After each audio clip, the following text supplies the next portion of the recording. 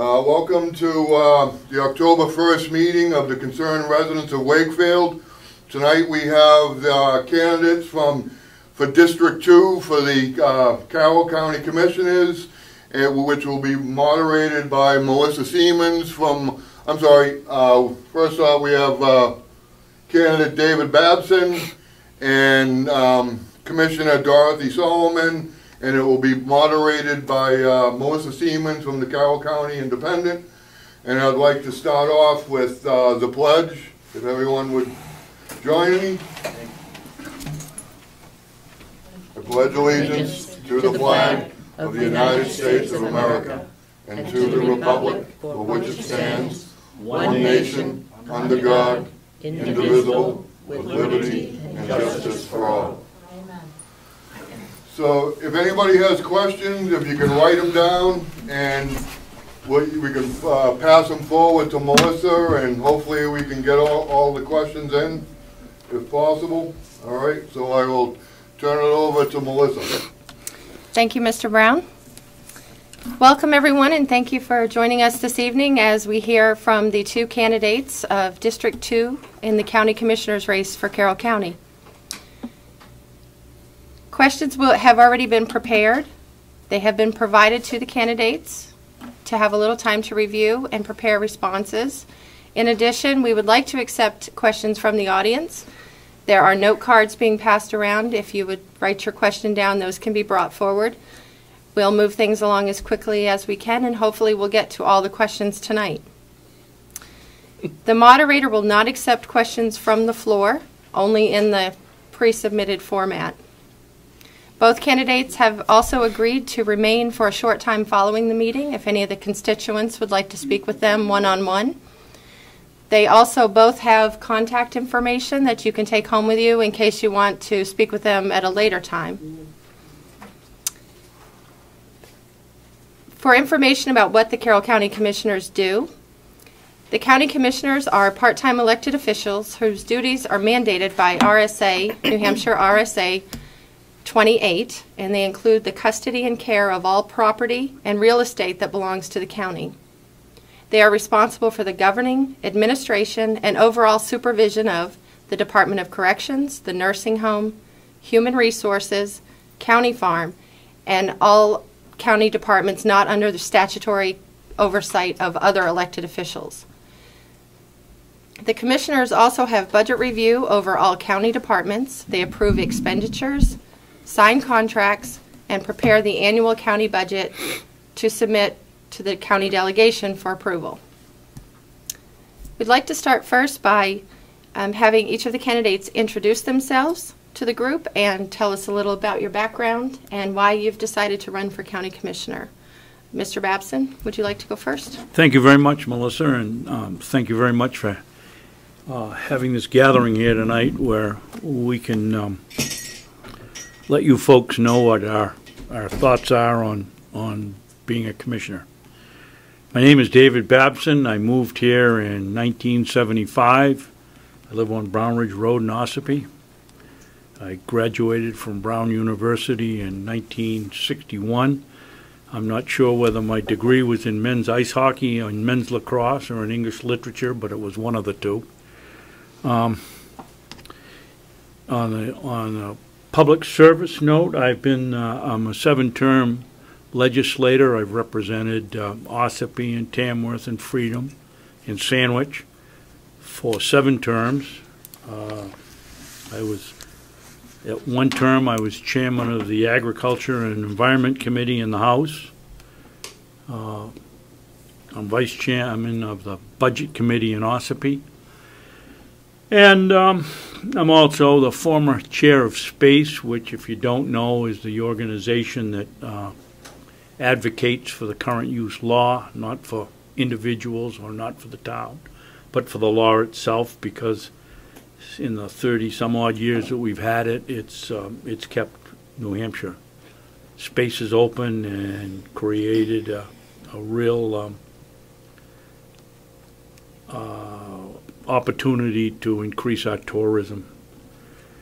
I was second vice president of the Farm Bureau, and I have been a I've been attending, I probably attended 99% of the commissioners' meetings in the last 5.5 years, if you give me the liberty of not counting the last 2 years when we had legislative sessions on Wednesday. And that's about it for me. Thank you, Mr. Babson. Commissioner Solomon, sorry. Thank you, Melissa. Before retiring to New Hampshire, I was an English teacher in a public school system in New York. Before that, while going to college at night, I was the fiscal manager of a New York jewelry establishment. Here in New Hampshire, my first adventure I had was leading the American Cancer Society's volunteer group up in the northern part of the county. I was then elected to served for 2 terms as a selectman in Albany, the town in which I live. I served on the State Committee on Aging for 7 years, a year more than is recognized because I was filling out somebody's term who had died. And I was appointed and reappointed by both Democratic and Republican governors to that position. While I served there, I was on the subcommittee. I had 2 subcommittees. One was on transportation, and the other was for Veterans Affairs. I presently serve on the Carroll County Advisory Board for the County Transportation System. I sit on the Service Link Advisory Board. I am a member of the Carroll County United Group, and I sit in the Environmental Committee. I'm a member of the Mount Washington Chamber of Commerce and the Mount Washington Valley Economic Council. And I have been a commissioner for almost 4 years now. Thank you. Let's get on to the tough questions. You ready? Yep. Okay. Mr. Babson, first one goes to you. A jail study, as well as an investigation after an inmate escaped from Carroll County House of Corrections, have been completed. Both the study and the investigation recommended that additional staff be hired and improvements be made to the jail to increase security.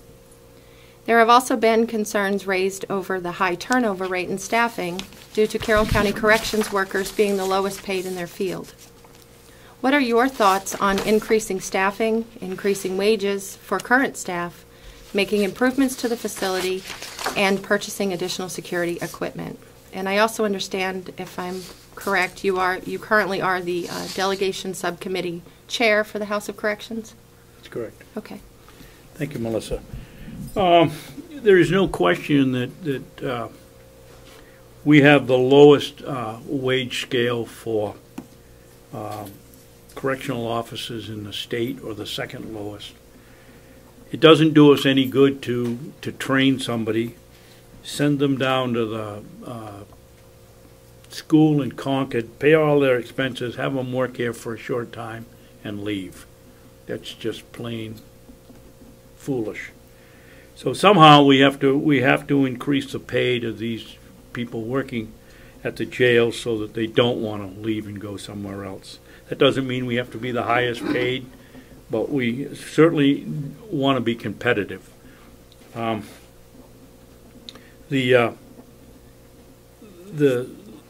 situation with the escape, we have had 2 escapes since, I think the last one was 201, and then the one this year. The one in 201 was a gentleman that was on a work detail, and he just left the facility. He didn't climb over the wall or jump over the razor wire or do anything that this last person did.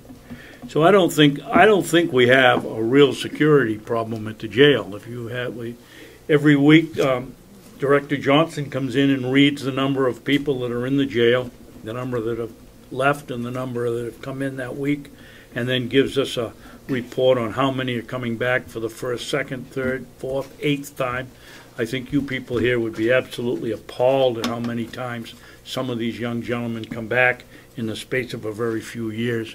So there's been a lot of people go through the jail, and to have basically 1 escape,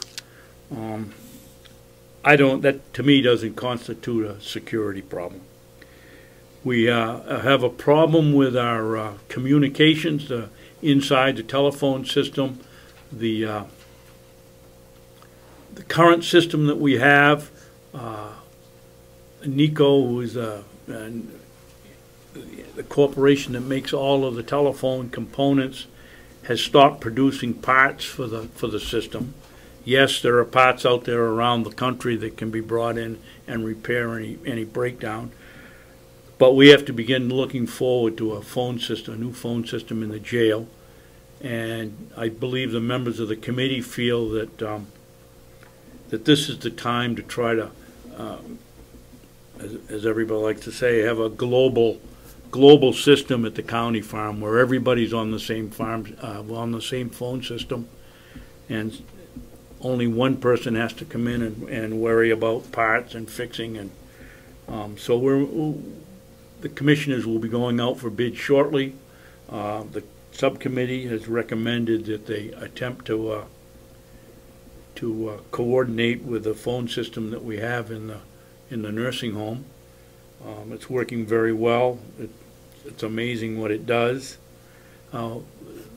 When this jail was built, golly, it's going to be 10 years ago now, we were told, I was on the delegation, and we were told that there would never be a need for any more people, any more jail personnel, because it'll be electronic, surveillance will be done electronically, and you just won't need any more people.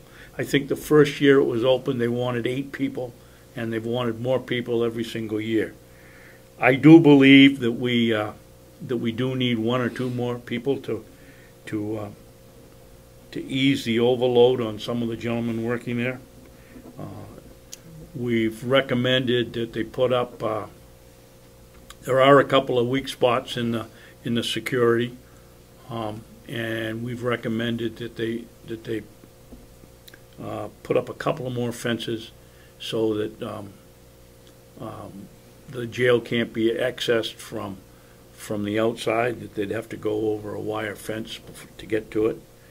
And as I said, I don't think there's a security problem. I think we have an employee problem there, that we need 1 or 2 more people. We also need to have, as I said, a new phone system at some point here before all the parts run out. And other than that, I think it's well managed. The food comes over from the new nursing home to feed the inmates. We do have a shortage of inmate help. They can't go out onto the farm, and if they're pre-trial, they have to be sentenced. The number is down to 4 or 5 now. We need to do something about getting more of these young men out working rather than sitting around spending the day figuring out how to wreck the place. And I generally, overall, I think it's well run. I think Jason Johnson does an excellent job. And I think that we just have to be careful about the money we spend there. Thank you, Mr. Babson. Commissioner Solomon, would you like to add your thoughts to this? Sure. Excuse me. I do concur that we have an excellent staff at the moment. They are underpaid, and it is a bare-boned operation that we run.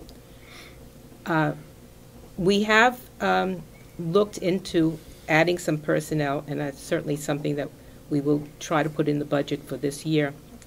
I'm assuming that Jason will try to put it in the budget this year.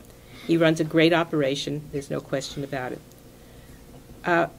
But the people there who are working now do an admirable job. We've been able to cut down on some of the major expenses at the jail by changing our medical facilities there to a group that has cut our cost of the pharmaceuticals dramatically, and that has been a very, very big part of the cost of running the jail. We're also working at the present time on a committee to cut down the recidivism at the jail. If we can cut down the number of people who continually come back and back and back, we will do 2 things. It will cut the budget for the jail, and it will also improve the lives of those men and women who have found themselves in this particular environment. If we can teach them something, get them jobs, then perhaps we won't see them again, at least not on the inside. Thank you. Commissioner Solomon, this next question would be for you first. When you ran for commissioner, you had promised to help bring cohesiveness to the board. It seemed that was accomplished in part, and the former board worked well together as a team. In the past year, however, the board seems disagreeable at best. In what way have you contributed to the current state of the board, and what changes would you make to help bring the board back to a working team? Well, certainly during my first 2 years in office, Commissioner Sorensen, Commissioner Albee, and I did work very well together. We got a lot done. And we worked well with the delegation at the time. We accomplished a great deal. But the Board of Commissioners was not, and is not, nor should it be, driven by politics. I believe that is what happened after the 2010 election. As a commissioner, I try my best to keep an open mind and keep things running smoothly, but that unfortunately does not always happen. Things happen, as they say. I will continue to do my best to make things run more smoothly and make sure that things are done in the proper manner. But I'm only one person, and I need help. Thank you. Mr. Babson, what would you do to help bring cohesiveness back to the board, or do you find that there is a problem? There's definitely a problem, but there's really three factions to running a public meeting, as I see it. There's the public, there's the board, and there's the chairman. And the public, I think, when it comes to public, if they don't want to behave in the proper manner, as happened the other week when the chairman told an individual to he was out of order and to stop talking, and the gentleman said, "Well, as long as you're talking about me, I'm going to continue to talk as long as I want." You can't run a public meeting like that. I went down and got the sheriff because I believe that's one of the ways to bring the meetings under control. You have to have a board that's willing to work together. You can't have members of the board fighting amongst themselves, coming in and making wild accusations such as $16,000 for a 4-day meeting for the chairman. It won't work unless the members of the board want to work together. And we don't have that at this point. Maybe the answer is a new board. And the other factor is the chairman. The chairman has to know how to run a meeting. I think the chairman is in between a rock and a hard spot when he has to deal with the public that's not orderly and board members that aren't orderly. I think we've all gotten the message in the last couple of weeks that things will change, and Chairman Sorensen certainly has attempted to put more order into his meetings. But that's what I think needs to be done. If you have a board member that's out of order, I think the only thing you can do is recess the meeting and leave until such time as that board member agrees to behave themselves. And I guess that's about all you can do. I was chairman of the Agriculture Committee in the legislature, and you never have we never had, fortunately, the outbursts that we've had at the county in the past 2 years. The previous 4 years, meetings were extremely orderly and very professionally run. It's only been the last year and a half or so that they have been out of control. Thank you. Would you like a drink of water before I ask you the next question? No, you go good? ahead. Okay. Okay. This year there were 3 much publicized complaints filed by county employees. 2 were considered grievances and 1 a harassment complaint. Thousands of dollars were spent investigating the complaints. Do you think this is just a bad year, Or do you think it is a sign there is a bigger problem? If so, what do you think the problem is, and what would you do to address it? Well, when you get the number of charges and suits that we've had in the last year and a half, I think you'd have to say there's a problem of some sort. I believe there's some malcontents working at the county, and perhaps steps should be taken to either retrain them or suggest they work somewhere else. This can't go on. We've had one suit for one cost us $17,700, and another one has cost us $29,000, and that's money wasted that could be going to the taxpayers in Carroll County, or it could be used to do other things at the county. We don't need to be putting them into settling suits. I think a lot of it has to do with our system of handling these grievances. One way you don't handle a problem is you don't go around telling people, well, if you've got a problem, come tell me and I'll straighten it out. There's a system. The employee ought to talk to his superior, and the superior to their superior, and up the chain of command. And you shouldn't be, the workers shouldn't be allowed to come to the commissioners right off the bat with their problem to try to straighten it out. It just doesn't work. Yes, I think there's some kind of problem, but I think when you have 206, 210 employees, you're bound to have one or two that aren't happy with what goes on in their job. Hopefully, if I'm elected, I will work to see if we can't reduce the grievances going on here at the county, and come up with a better way of handling them. Thank you. Commissioner Solomon, would you like to address the same question? Certainly. Complaints are not new to excuse me, not new to county commissioners. As said, we have a large body of workers, and there are people who have sometimes very legitimate reasons for bringing their problems to through the process, and mostly it comes through the process and to the commissioners' desks. Normally, we're able to deal with it without any of this that has come up of late. But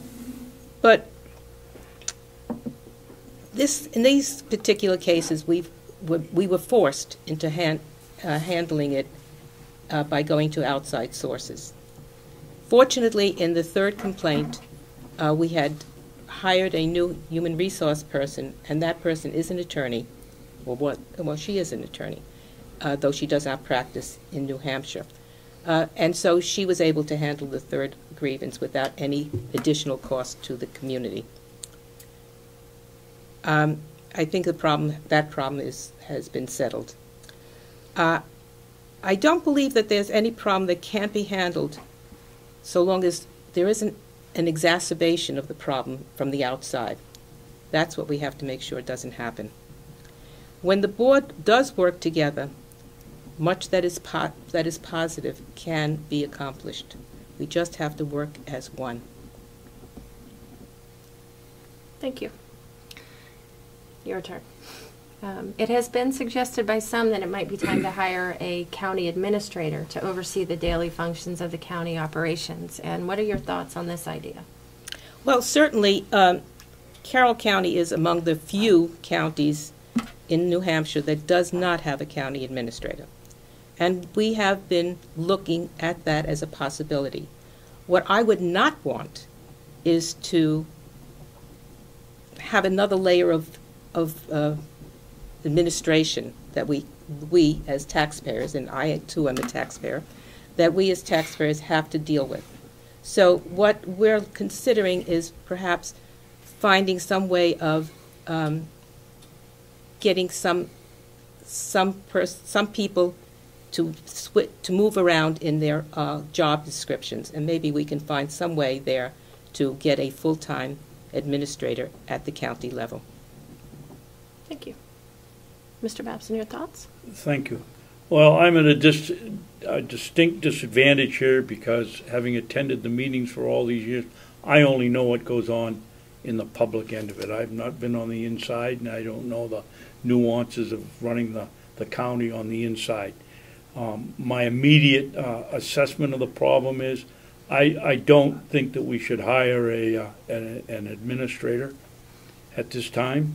It would cost a minimum of $125,000 before benefits. Benefits are generally considered, if you go by UNH standards, at 45%. There's another 65 or 70,000 that will be going into benefits. That's just too much. We can't afford it. We can run the county. The commissioners have in the past done a good job. I think one of the worst things you can do, and we've done it over the years at the county, and sometimes it works and sometimes it doesn't, but if you're going to hire a county administrator, you want to hire somebody that's qualified for the job, that's had the experience, that's worked in smaller towns and worked their way up. You don't want to take somebody that's worked in an office or worked around the complex and say, okay, you're the county administrator, because you're going to get exactly the same kind of output out of that person that you'd have if they were in their regular job. If we're going to hire one, you want to hire a professional. I was recently at a meeting with, as a member of the public, the towns of Moulton Borough and Conway and Wolfboro want a discount for their dispatch service or lack of use of the dispatch service. And in the case, two of the town managers came, and these people have just a wealth of knowledge that you won't get if you hire somebody that's just working somewhere else in the complex. Obviously, the head of nursing isn't going to be your county administrator. It would have to be somebody on the other end, and I don't believe that they have the breadth of knowledge to hold that job. Thank you. Bear with me. The next question is a little bit wordy, so we'll go through here. This question deals with communications and the way that county records are kept and the public's right to access information. When we think about communication, there are several things that fall under that category, including the county website, non-public meeting sessions and release of those minutes at some point, reliance on the private company, Mr. Comeau's GovernmentOversite.com, to videotape county meetings, and the elimination of public comment from the commissioner's regular meeting minutes. Mr. Babson, you've long been an advocate for creating a more open county government, going so far at one point to file a court injunction to ensure the public's right to attend a budget discussion. Is that correct? That's correct. I just make sure I'm on the right track. Yep. If you had to give a grade, A being the best and F the worst, what grade would you give the current Board of Commissioners on their efforts to keep transparency in county government? Why would you give them that grade? And what, if any, changes would you help bring if you were elected? Shall we wait till Dottie stops shaking as an English teacher in 10-line sentence, you know? Sorry. When we started going, or I started going, and the Spencers from Effingham, they deserve every bit as much credit as I do. The commissioners' meetings were nothing more than a secret society. I was told I couldn't videotape the meetings, even though the law says you can. We spent 60–70% of the day out on non-public session. Two of them I can distinctly remember when they were finally released on non-public minutes, where somebody was in an argument over what color they would paint one of the rooms in the administration building, and another one was who was going to get their snow removed first. This isn't non-public material. Over the years of going and being there, I think it's just natural that the commissioners have become a lot more open in their performance. They're running a $25 million business. We don't have a business administrator. To think that they don't go downstairs sometime during the day and talk about subjects is just crazy, because they have to do it.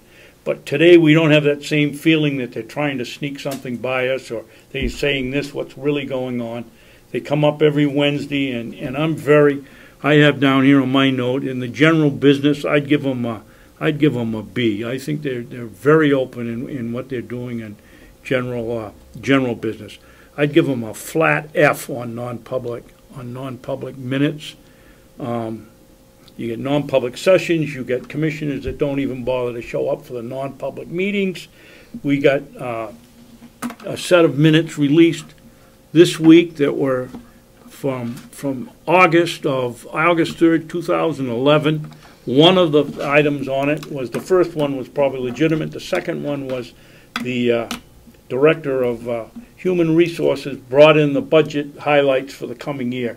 I had just gotten a injunction against them a year before to not do this. They're doing the same thing, and it's in the non-public minutes. We've got, I believe we've only probably had a handful of non-public meetings minutes unsealed in the last 3 or 4 years. When a case is adjudicated, it's supposed to be made public. The insurance companies on their in suits that they've settled, they don't want you to tell you what they're doing. Commissioners don't want you to know what they're doing. They can give you the amount of money and that's it. If I'm elected, I can assure you that there'll be a lot more openness in these meetings, in the non-public sessions. It's appalling to me that every week they go in a non-public session either for personnel. The one that I was just mentioning with the Health and Human Services, that meeting was for personnel reasons. What does the budget hearing that A should be public anyway and B isn't even personnel? Why is that even in the notes?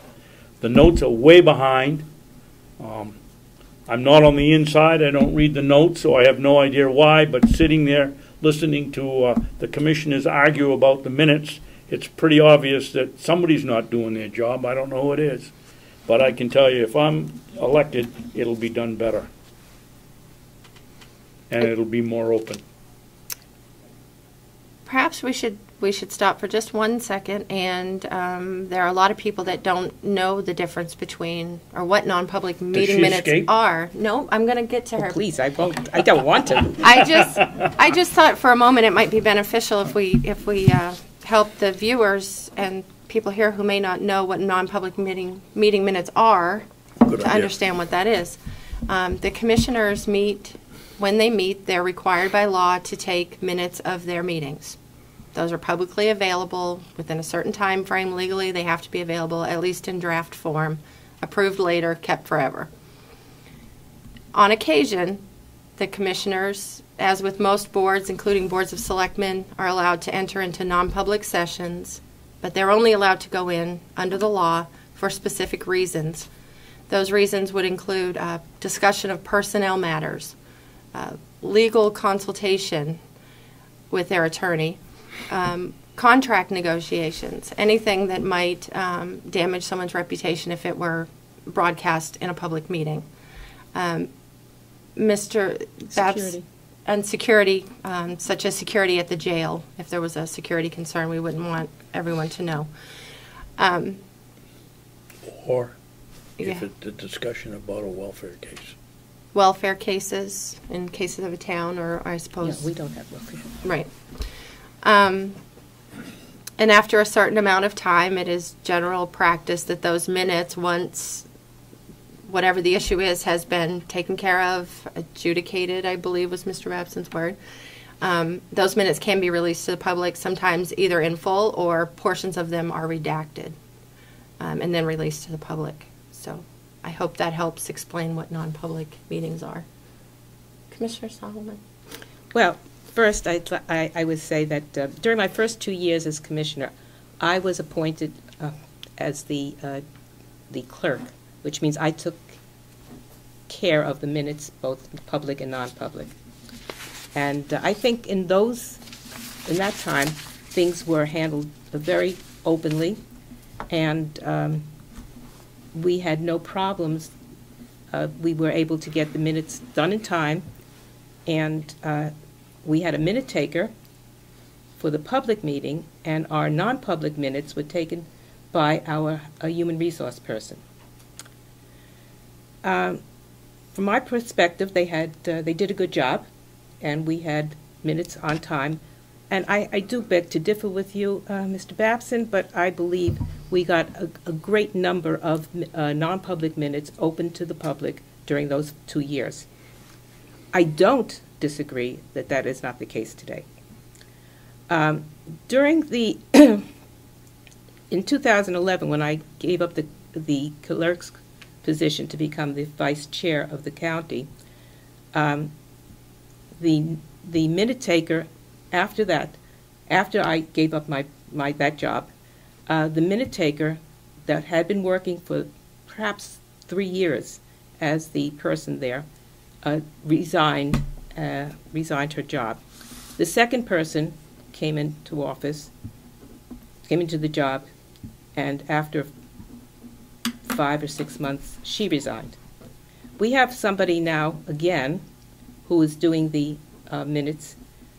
She's having some difficulty. She doesn't seem to be able, apparently she's getting instructions from too many sources, and she can't handle that. So that is certainly something that has to be done. The human resource person was dismissed from her position as taking the minutes, and now the minutes are taken by the clerk. We are indeed way behind. There's no question about it. Very often, I would say that, far too often, during a non-public session that starts out about personnel or security or something else, conversation drifts, and we do drift into something that should have been public. And what I have been trying to do now, when that happens, is to say, well, we'll bring this up at the next meeting, next public meeting, because that's where it belongs, not here in the non-public session. I think that with regard to Ed Comeau's doing our televising, I remember the first time I came in and saw him at his station working, setting up. I went over and I said, hello, who's paying you? was my first question. And when I found out that he was doing it as a service to the community, I have no problem with that whatever. I believe that it opens up to more people in the public who can see what goes on. I think that is absolutely vital to good communications and what goes on at the county level. I have no problem with that. Please keep coming. I think that in the past, I've gone back and I've retrieved all of the minutes from the past, from 2008 to the present time, and I've perused through those minutes to see how public conversation was dealt with. And in those minutes, there was indeed notations about what was said, but they were one sentence long. That's it. Just what the question was about, or what the comment was about. No long discussions. That was the problem apparently we were having with these subsequent note takers who didn't understand that that's what would have to be done, and that's why we went to asking people to view it on GovernmentOversite.com. Should we go back to the one sentence? Perhaps so, as long as it can be done in a reasonable manner, so that we don't have 15 pages of minutes, because that does not help anybody. And I'm all for doing whatever needs to be done to open up the minutes, open up the transparency. I have no problem with that. I do believe that we should get the non-public minutes opened to the public when proper and done properly. Melissa, may I add a couple of things I forgot? Sure. If I had known you could have added, I would have added before this. I'll give you a chance if anything he says sparks another thought. One of the things that I forgot to add is what Ed has brought to the meetings. We've never had anybody come in and consistently record the meetings. Frankly, I don't have any idea why a videotape isn't acceptable as the official minutes of a meeting. To have it in writing where it's very subjective, I don't understand it. When it's on the tape, you see the whole thing, you know what's going on, and Ed has provided a tremendous service to all of us. And I don't think that the commissioners have taken the public input portion of the minutes out of the actual minutes, with a suggestion to go to Ed's station, to Ed's website, to watch what the public input is. Well, Ed's a private business. Nobody's paying him up at the county, and for the county to say, well, go use Ed's facility, I don't think is right. I also worry that the way technology is, when my 3-year-old daughter tells me how to run this iPad yesterday, I begin to wonder about it. Your 3-year-old. Who knows in 10 years whether you'll be able to still be able to even play these videos. And I think it's very important that public input should be included in the minutes.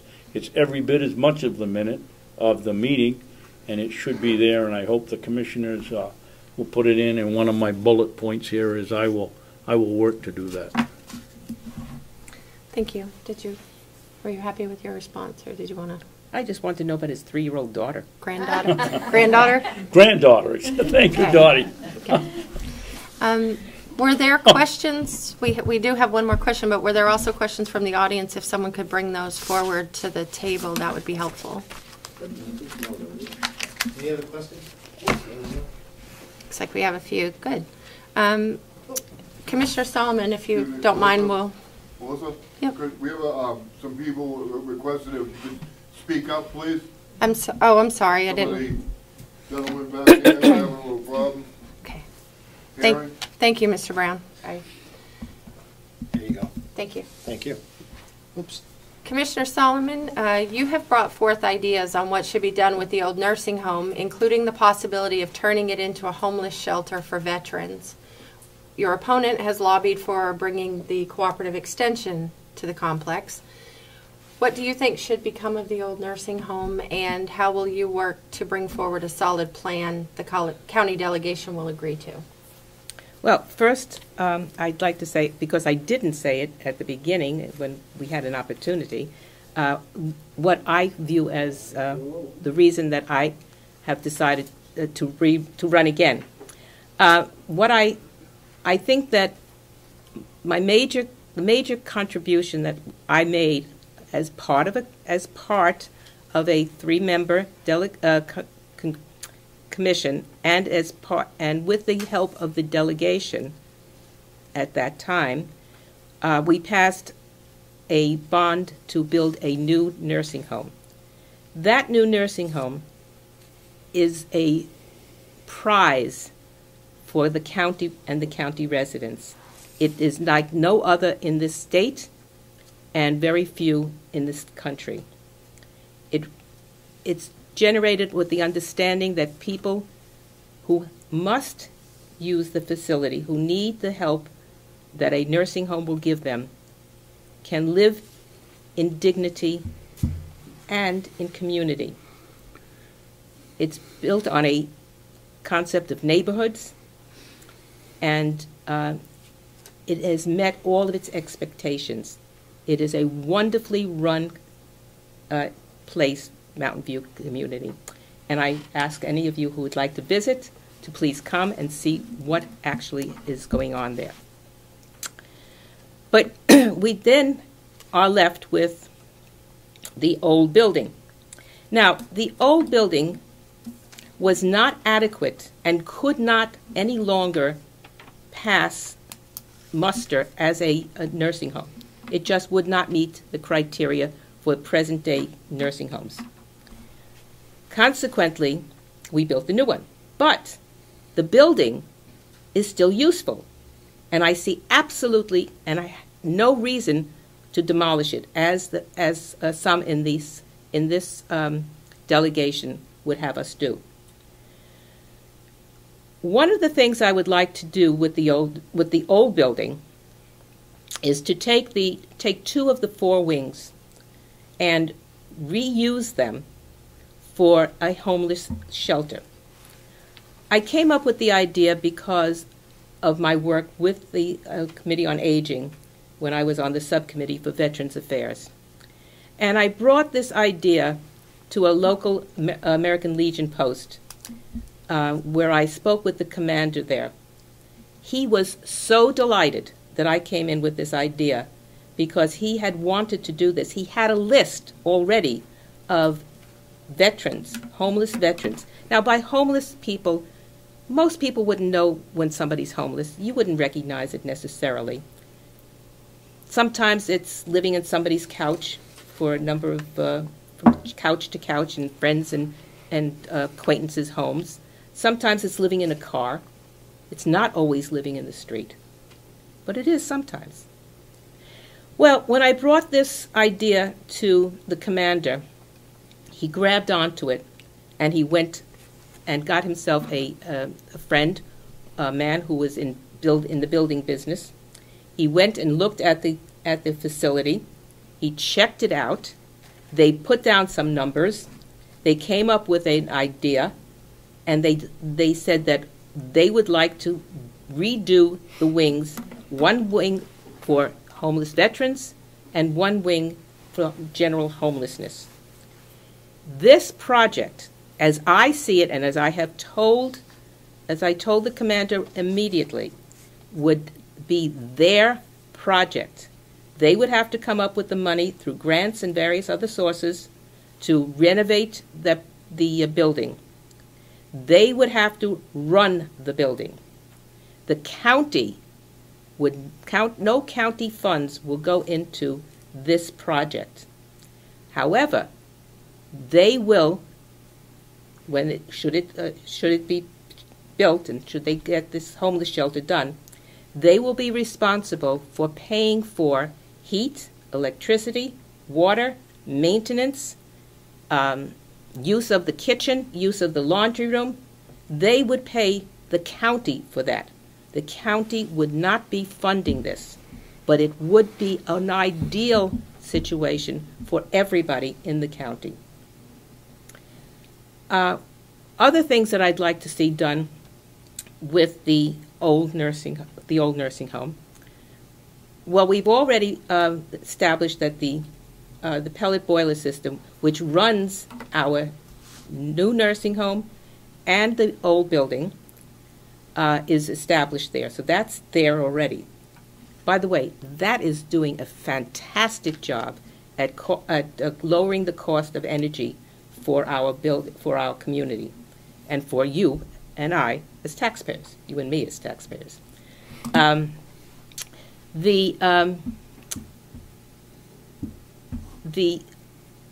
is a need for doing some slight work in the laundry room to make it a better facility, use of the facility for the nursing home laundry, and so that's minimal.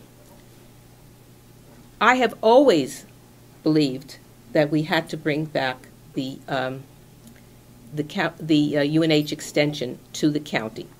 5 years ago, and I remember sitting in at a meeting, a county commissioners meeting, when Steve Knox came and explained to the county commission then that the extension would be moving to Conway temporarily, and that they would move back to Ossipee, where they had originated from.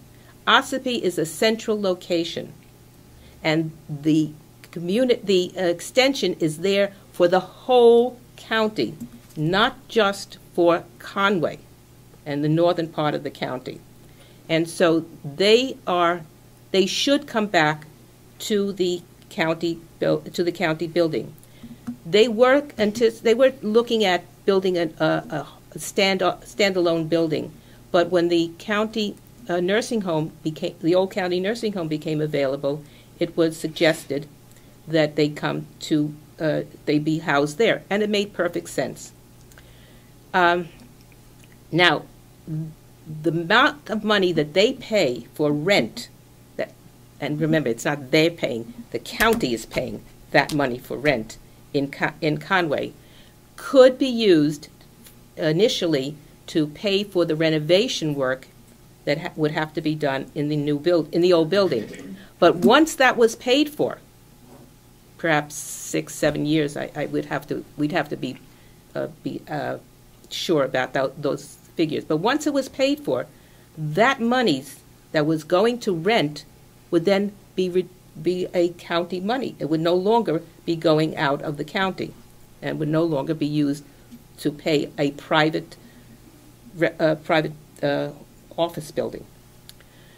There is also need in the old building for the maintenance people at the maintenance at the nursing home, and maintenance supplies that we have, and portions of the old nursing home should be used for that purpose. And I think that about deals with what to do with the old nursing home. But I would say this: by reusing the facilities, by renovating them, and by using the wings for the purposes I have specified, the county will save over $100,000 just in not tearing down the wings, let alone how much it would cost to tear down the entire building. It is useless to tear down something that has life left in it, and I don't see any purpose to that whatsoever. Thank you. Mr. Babson, Thank old you. nursing home. The old nursing home, as we all know, was built around 1960, and it was built to federal specifications, and as time has gone by, the feds have changed the specifications so that today it wouldn't pass any certification if it had to. The doors are too narrow, the rooms are too small, there's all kinds of problems. But it's a usable building, and to tear it down, I've been opposed to it from day one. I'm on the advisory board at the Cooperative Extension, and I believe that we should be moving the county extension to Ossipee, making it an investment rather than a cost. It's up in Conway now. We pay $43,000 a year. The people that own it very nicely have held the price if we want to stay there for another 2, and then after that, it may or may not go up. And at some point, if the Cooperative Extension goes out of business, we have nothing. If you move them to the county extension and invest the same amount of money that you're spending for rent into the building, have it functional, and if the Cooperative Extension goes out of business, then you will still have a facility that's runnable as an office. Makes absolutely no sense to tear it down as I see it. One of the things the county really needs is a central purchasing facility. Early on in going to these meetings, Henry Spencer and I went over the activity list and literally had one day where 3 different people had gone to office supplies for 3 different things. We should be combining that purchasing, using our purchasing power to reduce our costs. You could use part of that building for storage. Frankly, I don't understand why the counties don't get together and purchase commodity items as a unit and then distribute it from some central location. I can't imagine how much toilet paper or computer paper or pens, paper are used across 10 counties, and we should be combining our purchasing power. That's being talked about, but I don't think they're getting anywhere. That doesn't mean we couldn't have central purchasing in our own facility. I think it would save money. In my 5 years going there, we've burnt up 2 buses, I believe it is, that have rusted out because they're parked outside. You can remove an end of one of the wings and use it for a garage and pull the bus in there out of the weather. We need a place for maintenance. I don't know why you build a $24 million facility and don't have a maintenance area in it, but they don't. They've got a closet or 2 that they can keep some of their tools in, but nothing to the extent that they need to really operate around the county. I'm not in favor of it becoming a homeless shelter or a veterans homeless shelter. Perhaps it's selfish because I live in Ossipee Village where the nursing home is. I don't believe no matter how much people tell you they're going to cover all the costs aren't all covered. Go down to our fire station and find that there's special equipment that we strictly in Ossipee Village pay a higher tax, small as it might be, for special equipment because the fire department has to cover the nursing home. I oppose it for selfish reason. I don't believe that it can sustain itself, and we'll end up as taxpayers across the county paying for it. So I guess my answer is, in no way would I tear down the old nursing home. I'd probably, excuse me, I'd probably mothball what we don't use and move the cooperative extension in it tomorrow. Thank you. Thank you. Excuse me, Melissa, may I make a couple points? Quickly, yeah. Sure. A couple of things that I neglected to talk about. When we as a county, we missed two opportunities because the delegation could not come to a decision about what to do with the old nursing home. The first opportunity we missed was the getting a line, fiber optic line to the county complex. The UNH was supplying that to the extensions. We could have had it at the county complex, but because the delegation could not make up its mind, they refused to, whether or not the building would be there, and secondly, whether or not UNH would come there. Therefore, they sent it elsewhere, up to Conway. The second opportunity we lost was the opportunity to at least put in our bid to have the welfare people, the state welfare people, who were moving. They are moving from the Conway area. They were looking for new housing. We lost the opportunity again because the county, the delegation could not make up its mind about what they were going to do with the building, and consequently, we could not put in a bid for something we didn't know would be there. One of the things I also wanted to put in the old building was the parole department. It's an ideal location. The jail's right next door. This is a place to have the parole people. They can work with the people in jail before they actually get out, and then work with them afterwards as well.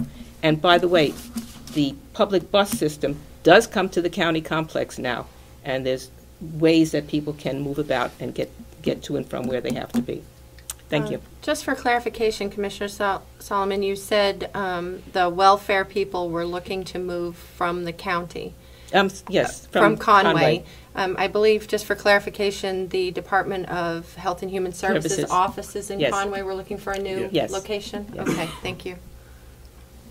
The other side of that story is, and it's mostly accurate, Commissioner Solomon was at the same meeting I was at, and they were looking for a place to move in the central part of the county.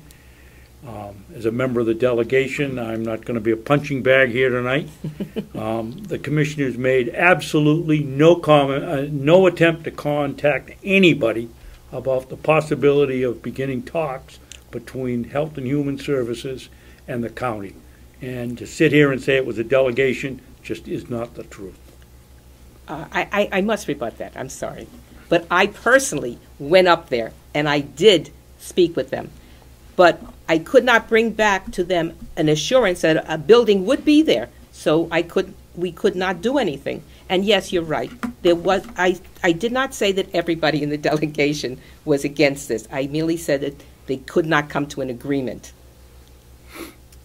And I suppose, as we've been told, if we want to go back and see what was actually said, we could look at the tapes. A question Delegation tapes. The delegation meetings are also videotaped when they happen and available at the GovernmentOversite.com. A question came in from the audience. Could the old nursing home become a vocational technical school? I think it's big enough. Any thoughts? Yes.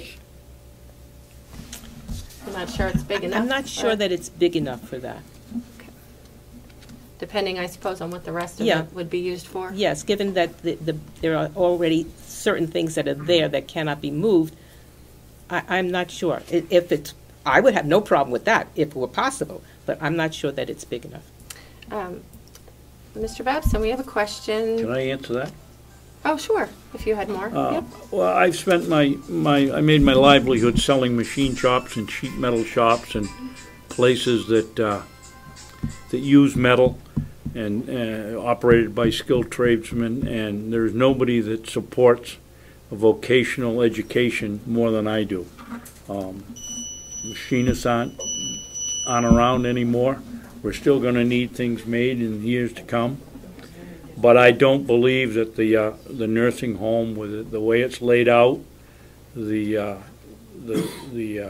space requirements, the loading and unloading of materials, I do not believe that it would work very well as a vocational center, as much as I'd like to see one. Okay. A couple of similar questions came across, and they are specifically directed to Mr. Babson.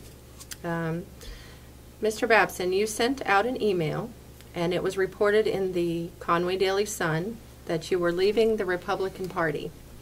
As Republicans, why should we vote for you? This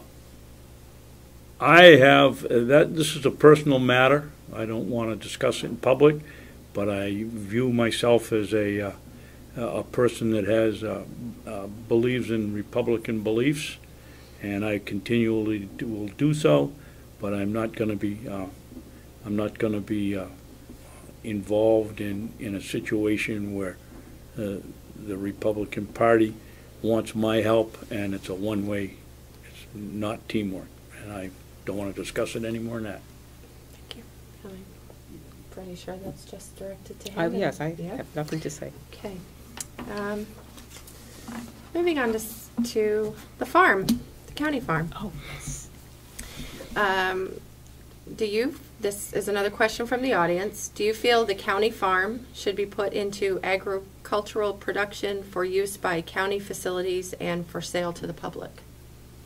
Yes. I would assume that would mean increasing production and increasing what happens at the farm. And we'll let Mr. Babson take this one first. Is Sure. that okay? We're very fortunate in having just an outstanding young man as the farm manager. So far, whatever he's touched has turned to increased revenue. I think you heard me say the last time we were here that 3 years ago we didn't sell a single bag of cut campfire wood. This year we'll sell 8,000 at, I honestly forget whether it's $350 or $375, but it's one of the two. So it's roughly $28,000 worth of revenue, new revenue that he's generated, less the cost of the wood. He wanted to go back to selling piglets. When I moved here, the county had the best piglets around. The facility is still there. The delegation wouldn't front him $15,000 or so to get it started, even though his business plan showed that it would at least break even in 2 years. And there's intangibles. You got a program like that going. You've got people in the jail that learn responsibility. You can't put a price on that. If you save one or two of them, you've done a good job. And I'd like to see the county farm agriculture expanded. It bothers me that there's 900 acres there, and up until last week, There isn't one single inch of it allowed to be used by the public for hiking, or I shouldn't say allowed to, but they don't use it. There's no hiking trails, there's no bike trails, there's no horseback riding trails, ski trails. There's any number of things that you could use the land up there that isn't in farm production. We sell about $40,000 worth of hay every year. I guess the wood is about, what is it, Dot? 25,000, somewhere in there. We do the best we can. He's doing a good job, and we ought to increase the, we ought to allow him to increase the revenue and encourage him to do so. Commissioner Solomon. Yes. Our farm manager, Will DeWitt, is a superb young man who has wonderful ideas, has brought these ideas, in some cases, to fruition without the help of the county. He took on that piglet project, and with help, his own money, and with other people who put in some, bought a pig or two, and he made a go of it. I think we should allow him to expand on his ideas. He has done some wonderful things for the farm. I, as most people will recognize, am a city person. I have been kidded about that from day one. They put me on the committee to be the representative to the extension just because I was a city person. But I'll tell you something, I have learned a lot, and I appreciate ever so much what goes on the rural communities and on the in the farm. And I'm a consumer, and I like to have fresh products, and I like to know where everything comes from. And I feel more comfortable that I know that it comes from a source that doesn't use chemicals and all that sort of all the sort of chemically induced fertilizers that they have. I prefer to have something that comes from the land that I can feel comfortable with. And so I have no problem in asking and in working with someone like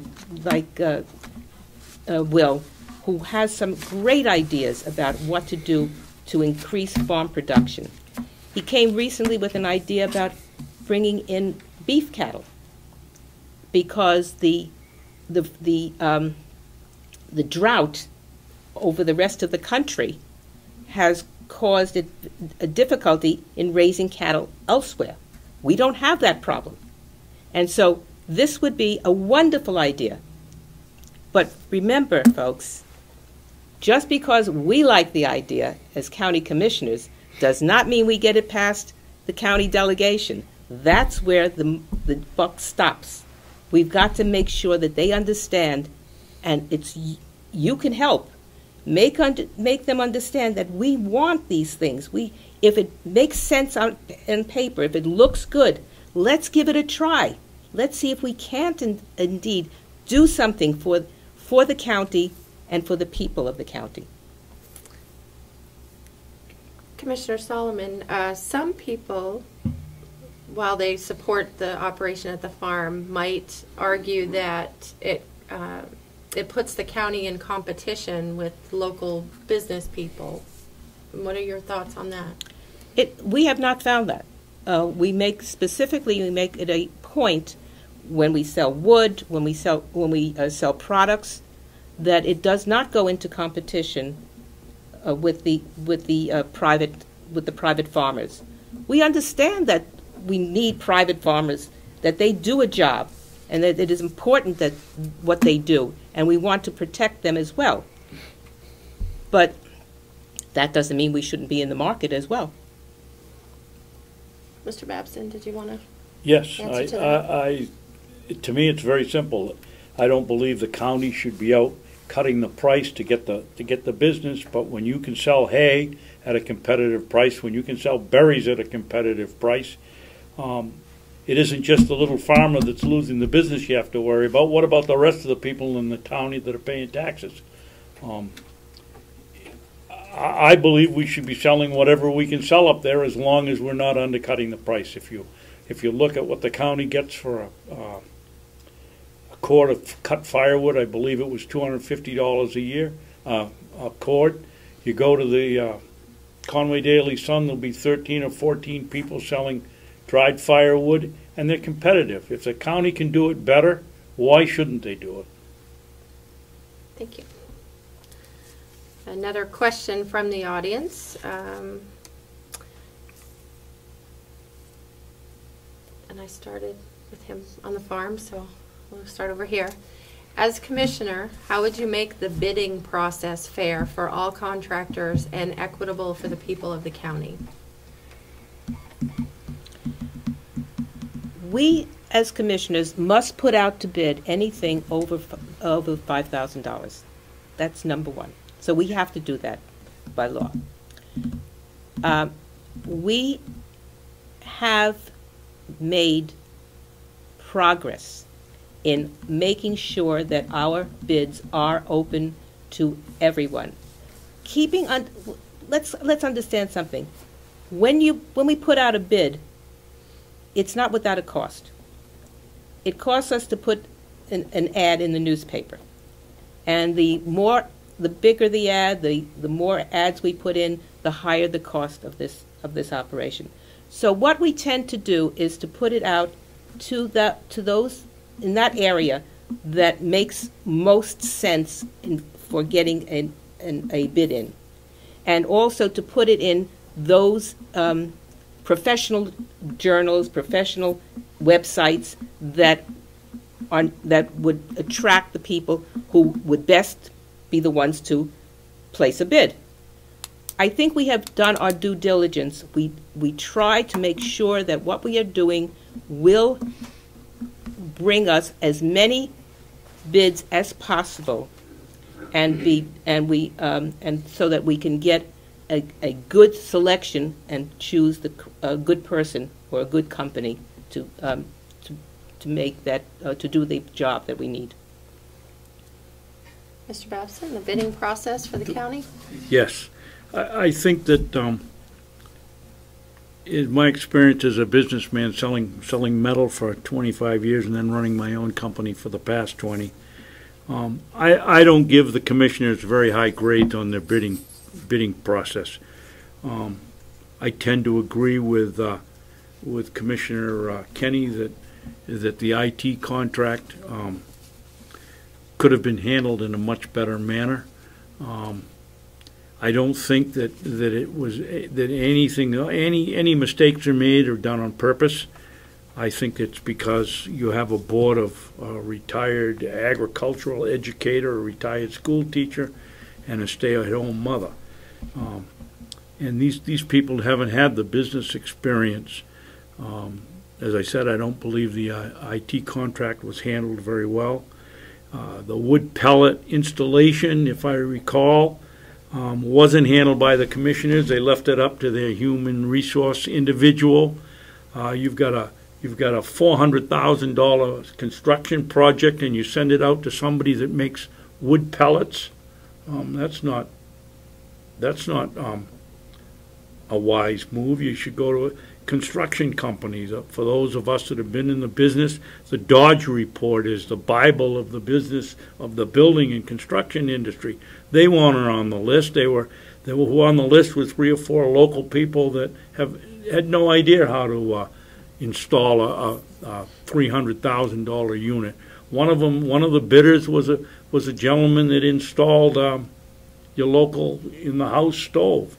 I think there's a real problem with the bidding process. You have a sealed bid. You don't hand it out to somebody. You get your bids in. You don't hand them out to your maintenance man before the bid is open. If the bid's opened at 10 o'clock on Wednesday morning, you open it at 10 o'clock on Wednesday morning, and then you hand it to the maintenance man and say, okay, we need your opinion because you're the one that knows. You don't give it to him 2 days ahead of time and say, okay, what's your advice? The process isn't done well. I don't think there's any criminal intent involved here, as some people have charged. I just think it's lack of experience and lack of knowledge of how you do it. rebuttal? I just have to say, my recollection, the gentleman that you were referring to, who just put in home. Oh, I guess he came in afterwards. He came in afterwards. Yes, you're right, and Dottie. he was. You're right. It had nothing to do with our. You're right. He was complaining about the bidding. He had learned about it late, he said. So he had nothing to do with that. I apologize. But on the bidding process, we have made it our business, made it our life's work to make the process as open and as available to those people who would have knowledge about bidding for something like this. We've done what we could. Is there room for improvement? If there is, we are open for that. But we do what we think is best. We do not have any ulterior motives. We do not push bids to a particular person or a particular company. We have no reason to do anything like that. Remember, every cost to you as the county taxpayer is also our cost, because we too are county taxpayers. We're not looking to get ripped off any more than anybody else. Okay, I have 2 more audience questions in order, given the time of evening that we're at now, and to allow an opportunity for both of you to also have closing statements. I'll ask each question and give you a minute to respond. Is that fair? Fine. Okay. They're not really tough questions, I don't think. The first question, Mr. Babson, would you support any movement to increase the commissioner board to 5 members rather than its current 3 members? If you want to make yourself a lot more uncomfortable, have 5. They can't seem to work it out with 3. Why not add 2 more and increase the fight? No, I don't support it. I don't think that there's any county in this state that has 5 commissioners. But I don't see any point to it, because commissioners, as it was explained, are part-time in the first place. Add 2 more, you have 2 more part-time people. What difference does it make? They're just 2 more salaries that you're going to have to pay. It doesn't seem to make any sense to me. Okay. And we have another question from the audience. The privatization of New Hampshire jails has been talked about for a decade. Mr. Babson, how do you feel about the privatization of the prison system? The audience member noted that you voted for a study committee to examine and explore the possibility at the state level. Well, how do you feel about the privatization of the jails? I think and the prisons? when you're talking about the state prison, I think it's worth looking at as privatization, at least studying it. In this county, I don't believe it's a good idea. Once you privatize anything, profit becomes the motive, and I hate the thought of maybe we ought to keep the jail full of more kids because we need to cover our costs. I don't think that's a good idea. I think the jail is well run. Yes, we've had a few problems, but you don't have, these aren't your cuddly little grandchildren that you have in these places, and I think the gentleman that runs it does an excellent job. I don't see any point in privatizing at this point unless, Commissioner Solomon made a good point, which I had forgotten, that we'd change to a medical supplier and cut our costs on medicine substantially. People don't know, I keep thinking we, I was just in the listening, had one person that was costing us $100,000 a year for medicine. If he isn't too bad a guy, I'd send him home and let somebody else pay for it, but you can't do that. It's a big expense, and I can't see privatizing it. Commissioner Solomon, the privatization of the prison system or the county I believe jail? that the state turned down privatization of the prison system, and I have to agree. I don't see any reason to do that. we don't need to have a jail that seeks to have people there. We need to have a jail that seeks to minimize the number of people, and by that, doing it in various ways, not the least of which is I don't even remember whether I spoke about the panel that has been started, recidivism panel. That's what we need to find ways to keep people from coming, not to increase them and increase the number just to make somebody a profit. Okay, if you'd both like to take a drink of water, I'll give you 2 minutes for closing statements, and should we toss a coin or Whatever. Ladies before gentlemen. Commissioner Solomon? Well, thank you. I'd just like to tell you a couple of things that I had in my notes that I didn't get to. So one of the things I'd like to tell you about, is the building of the new nursing home. This came about. This was something I came to the county commission with, because my years at the State Committee on Aging had given me insights into what people need. First of all, understand that we here in Carroll County are the agingest population in the state. We are getting older by the moment. People are coming up here to retire. They very often don't have family, just as I don't have any family around should something happen, so that they can take care of me or my husband in times of need. So we needed to have a nursing home, but we needed to have one that was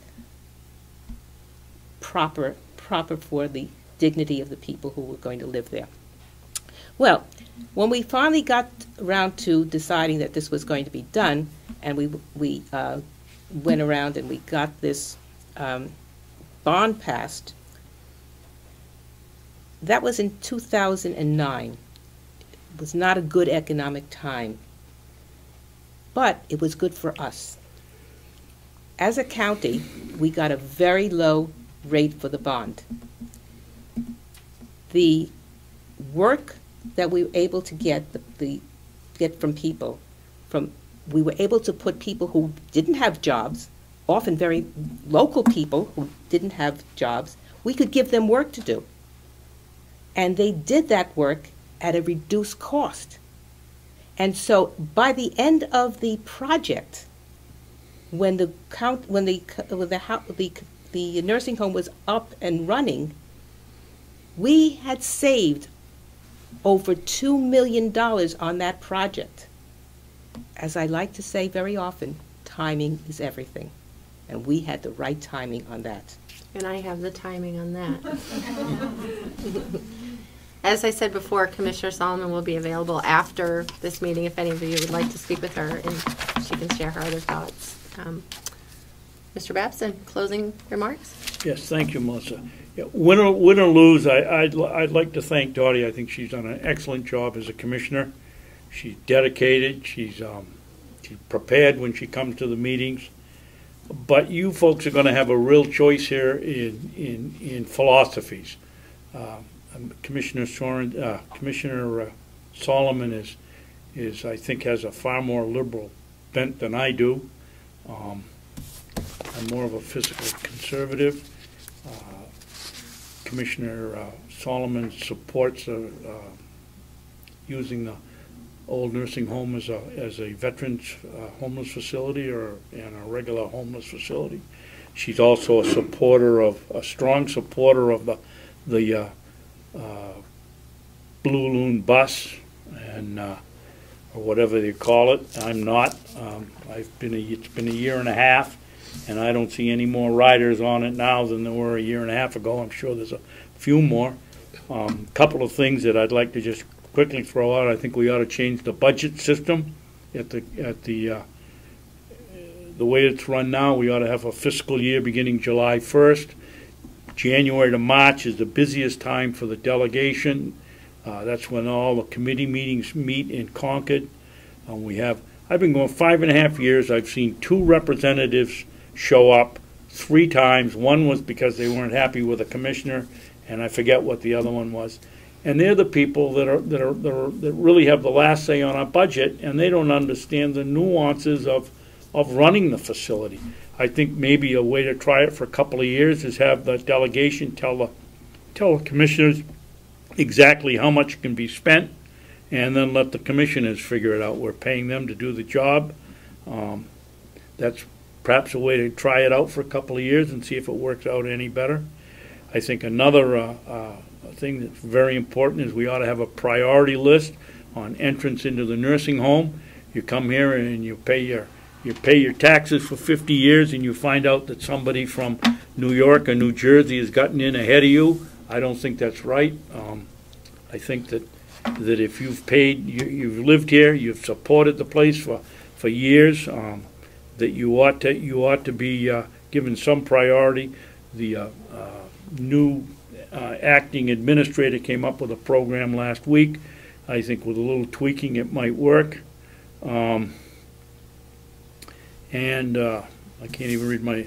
Oh, the other thing is I think the way we elect commissioners now in this county doesn't make any sense. We're one of 2 counties that do it this way. Most counties, you have to come from a district in your county, and those are only the residents of that district can vote for you or against you. We have too much socioeconomic difference within our county. If you were to get for instance, you've got Effingham is a fairly poor Babson. community. Mr. Babson? Yes. Time? I'm afraid so. Okay. Do it a different way. So thank you. Once again, thank you to Concerned Residents of Wakefield for hosting this forum, Mr. Comeau for organizing it and videotaping it. Again, it will be available on GovernmentOversite.com. I also believe that the Conway Daily Sun and the Carroll County Independent Granite State News will both be featuring candidate profiles of these and all the other candidates between now and the November election. So you can watch your local newspapers to get more information that way. And again, the candidates both have pamphlets up here if you'd like to take them to call them yourself. So thank you very much. Thank you, Melissa. Thank you, Mr. Solomon. Very well indeed. Thank you. Thank you. Thank you so much.